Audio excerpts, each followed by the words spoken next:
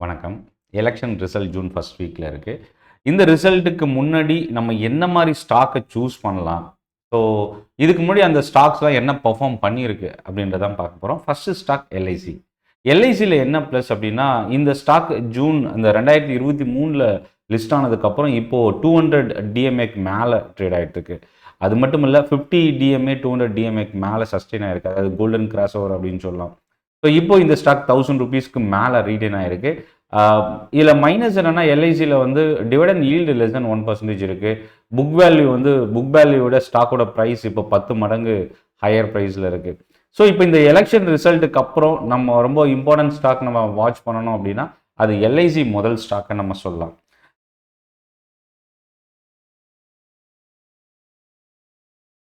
ரெண்டாவது stock SBI.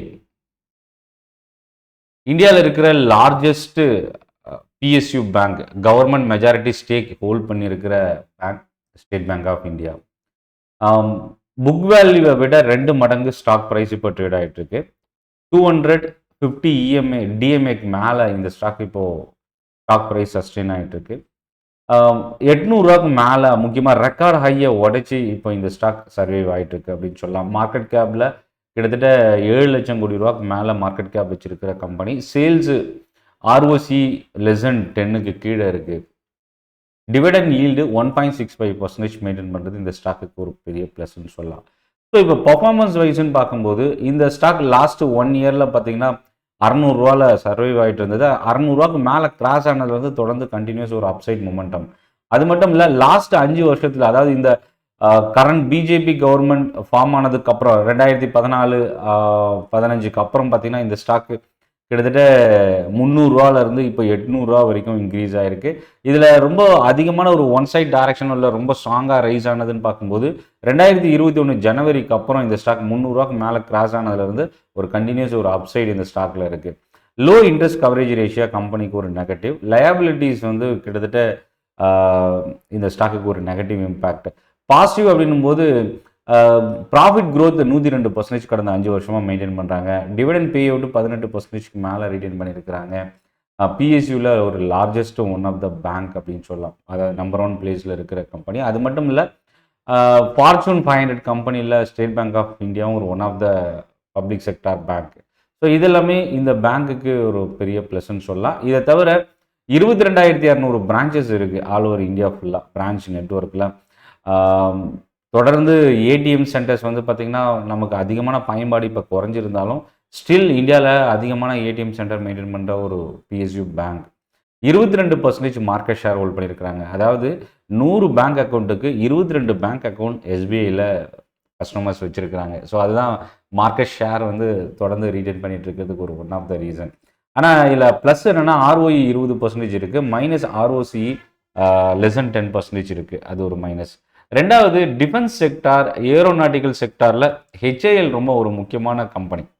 தொடர்ந்து இப்போ இந்த ஸ்டாக் வந்து பார்த்தீங்கன்னா இந்த 1 இயரில் மட்டுமே இந்த ஸ்டாக் கிட்டத்தட்ட ₹2,000 ₹5,000 இன்க்ரீஸ் ஆகிருக்கு. அதாவது இந்த ஒரு வருஷத்தில் 100%க்கு மேலே இந்த ஸ்டாக் இன்க்ரீஸ் ஆகிருக்கு.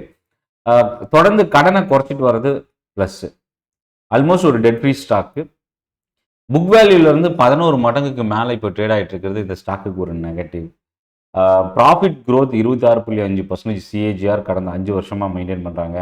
இதில் ROE தான் ஹெச்ஏஎல்லுக்கு ஒரு பெரிய ப்ளஸ்ன்னு சொல்லலாம். ROCE 38.9%, ROE 28.9% மெயின்டைன் பண்ணுறாங்க.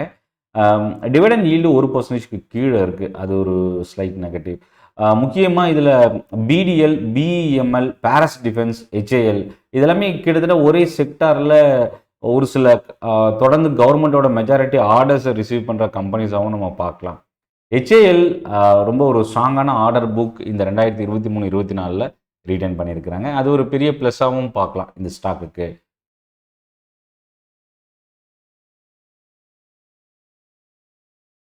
மெட்டல் செக்டார் பக்கம் போகலாம். மெட்டல் செக்டாரில் என்னோட ப்ரிஃபரன்ஸ் வந்து பார்த்திங்கன்னா இந்த எலெக்ஷன் ரிசல்ட்டுக்கு அப்புறம் நம்ம கவனிக்கக்கூடிய ஒரு ஸ்டாக் நால்கோ வந்து கிட்டத்தட்ட 2.5 டைம்ஸ் புக் வேல்யூலேருந்து இந்த ஸ்டாக் அதிகமாக இருக்குது.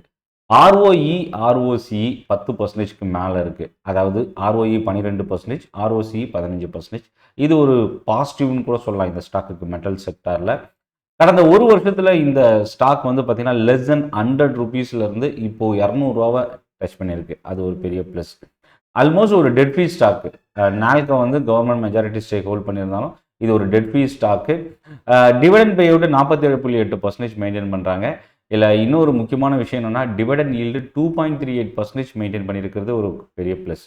நால்கோ வந்து பார்த்தீங்கன்னா ஹிண்டால்கோவுக்கு அடுத்தபடியாக அலுமினியம் செக்டாரில் மெஜாரிட்டி மார்க்கெட் ஷேர் ஹோல்ட் பண்ணியிருக்கிற ஒரு முக்கியமான கம்பெனியாக பார்க்கலாம். ஒவ்வொரு குவார்டர்லி ரிசல்ட்டும் வந்து பார்த்தீங்கன்னா ரிசல்ட் வைஸ்ன்னு பார்க்கும்போது சேல்ஸ் நம்பர்ஸு ரொம்ப ஒரு ஸ்ட்ராங்காக கன்சிஸ்டண்ட்டாக ரைஸ் பண்ணிட்டு இருக்கிறாங்க. அதாவது நியர்லி 10% சேல்ஸ் க்ரோத் இந்த கம்பெனி கொடுத்துட்ருக்குறாங்க.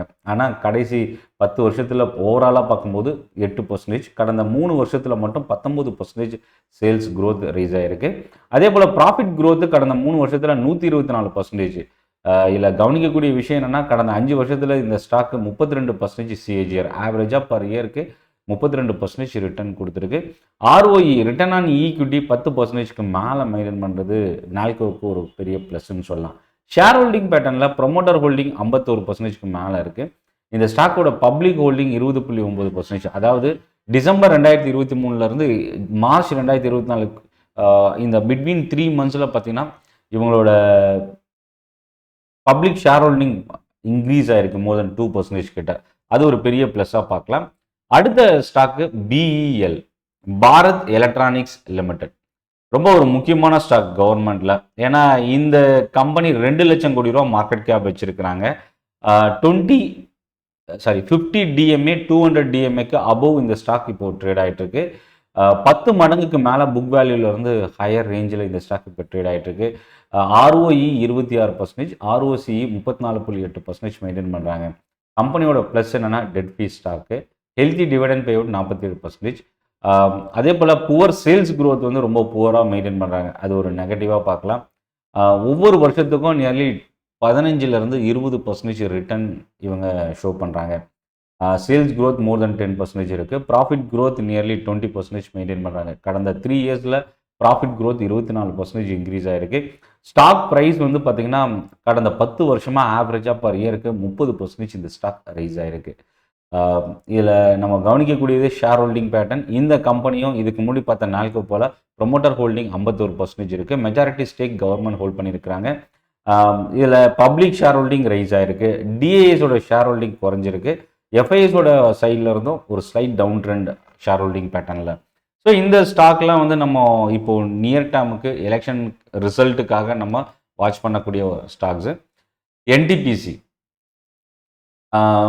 கிட்டத்தட்ட 2 மடங்குக்கு மேலே புக் வேல்யூலேருந்து இப்போ ட்ரேட் ஆகிட்டுருக்கு. 3,60,000 கோடி ரூபா மார்க்கெட் கேப் இருக்கிற NTPC கடந்த ஒரு வருஷம், அதாவது ஜூன் 2023 பார்த்தீங்கன்னா 200 ரூபாலேருந்து இப்போ இந்த ஸ்டாக் 400 ரூபா கிட்ட ட்ரேட் ஆகிட்டுருக்கு. ரிட்டர்ன் ஆன் ஈக்விட்டி லாஸ்ட் 3 வருஷத்தில் ரொம்ப குறைவாக மெயின்டைன் பண்ணுறது ஒரு ஸ்லைட் நெகட்டிவ். அதே போல் ஹெல்த்தி டிவிடெண்ட் பே அவுட் 41%க்கு மேலே மெயின்டைன் பண்ணுறாங்க. ஒரு வருஷத்துக்கு இந்த கம்பெனி மோர் தென் 10%க்கு மேலே சேல்ஸ் க்ரோத் கொடுத்துட்ருக்காங்க.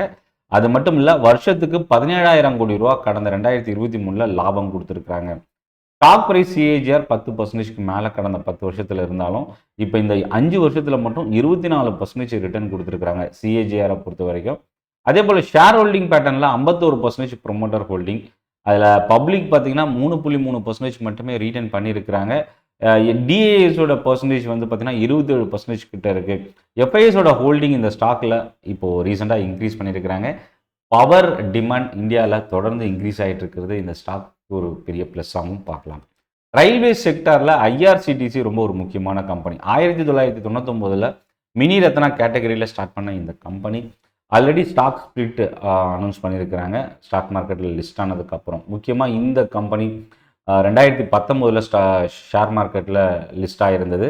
2019 லிஸ்ட் ஆகும்போது இந்த ஸ்டாக்கோட ப்ரைஸ் நியர்லி 200 ரூபா கிட்ட இருந்து இப்போ 1000 ரூபா கிட்ட ரைஸ் ஆகிருக்கு. அதாவது PSU கம்பெனி இந்த 5 வருஷத்தில் கிட்டத்தட்ட 4 மடங்குக்கு மேலே இன்க்ரீஸ் ஆகிருக்கு. புக் வேல்யூலேருந்து அதிகமாக ட்ரேட் ஆகிற ஒரு முக்கியமான ஸ்டாக். ஏன்னா புக் வேல்யூ 35 ரூபா தான், ஆனால் இப்போ ஸ்டாக்கோட ப்ரைஸ் 1128 ரூபா, அதாவது 31 மடங்கு அதிகமாக ட்ரேட் ஆகிட்டு இருக்கு.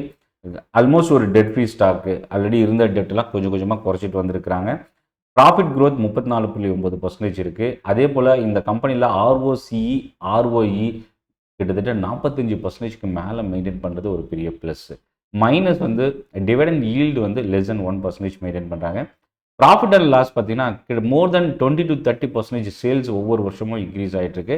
2022 லாபம் 660 கோடி ரூபாயா இருந்தது. இப்போ 2023 மார்ச் வரைக்கும் பார்த்தீங்கன்னா 1000 கோடி ரூபாயா கிராஸ் ஆகிருக்கு. அது ஒரு பெரிய ப்ளஸ். கடந்த 3 வருஷத்தில் ஸ்டாக் ப்ரைஸ் CAGR 44% இன்க்ரீஸ் ஆகிருக்கு. இது எல்லாமே இந்த ஸ்டாக்குக்கு ஒரு பெரிய ப்ளஸ்ன்னு சொல்லலாம். ஸோ ஓவராலாக இந்த ஸ்டாக் லிஸ்ட் நான் டிஸ்கிரிப்ஷனில் ஷேர் பண்ணியிருக்கேன். SBI, HAL, LIC, NALCO, Bharat electronics, NTPC, IRCTC இந்த PSU ஸ்டாக்ஸ் இந்த எலெக்ஷனுக்காக நம்ம கவனிக்கக்கூடிய ஸ்டாக் லிஸ்ட்டில் ஆட் பண்ணிக்கலாம். நன்றி, வணக்கம்.